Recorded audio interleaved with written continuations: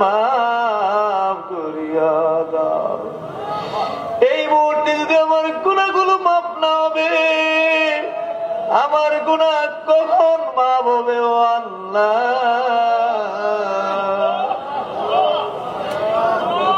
এই মুহূর্তে যদি আমার গুনাহ মাফ না হবে, কালকে যদি আমি মরিয়া যাই, কালকে যদি আমি মরিয়া যাই, আমার ছেলে ভাই বন্ধুরা পাড়া প্রতিবেশীরা জীবনের শেষ গোসল দিয়া জানাজা পড়াইয়া অন্ধকার কবরে যদি আমাকে দাফন করে আসে, এই অন্ধকার কবরে আমার কি উপায় হবে? সেই অন্ধকার কবরে কোনো পাতি থাকবে না, সঙ্গী সাথী থাকবে না, যে কবরে কেউ কারো সাথী হবে না। বাবার কবরে আদরের ছেলে মেয়ে যাবে না,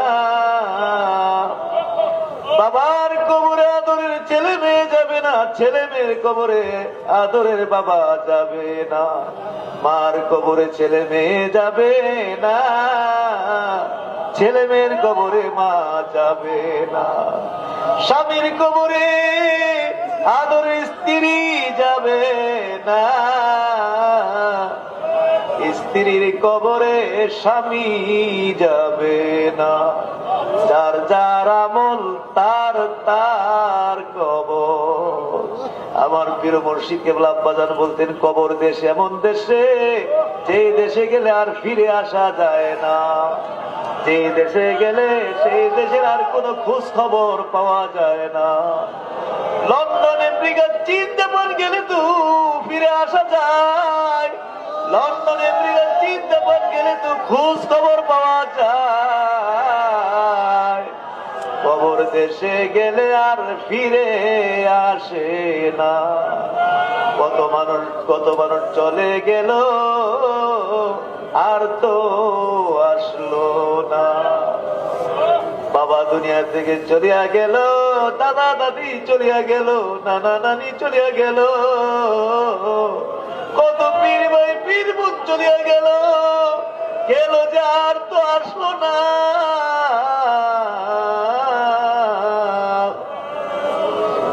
কারো কবরে কেউ যাবে না, যার যার আমল তার তার কবরে। তুমি আমরার এই মুহূর্তে মাফ করিয়া দাও, আমাদের নামটা ওলিউল্লাহর দফতরে উঠায়া দাও। আল্লাহ আল্লাহ আল্লাহ।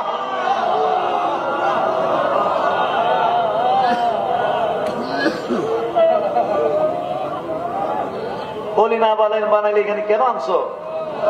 হ্যাঁ, সারা দেশ থেকে ধাক্কায় ধাক্কায় কেন এখানে হাজির করছো তুমি? বলি না ভাই আমরা বাড়ি যাবো না,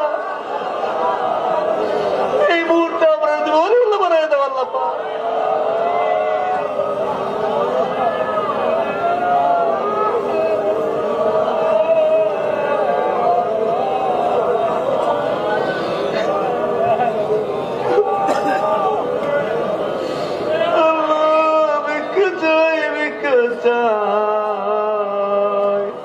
এই মুহূর্তে আমাদেরকে তোমার পিওলি বানায়া দাও।